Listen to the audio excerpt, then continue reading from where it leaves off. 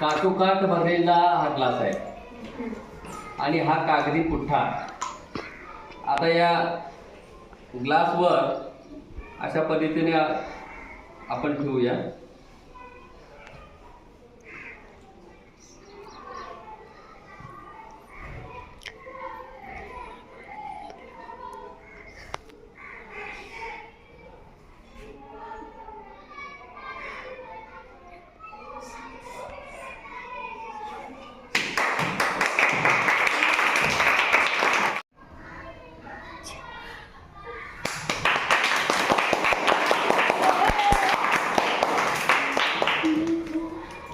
खाली आपण का लावलेला आहे का?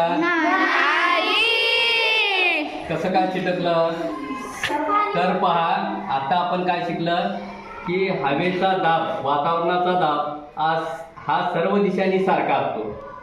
खालच्या दिशेने वातावरणाचा दाब आहे आणि ग्लासमध्ये पूर्ण काठोकाठ काय भरलेला? पाणी भरलेलं आहे.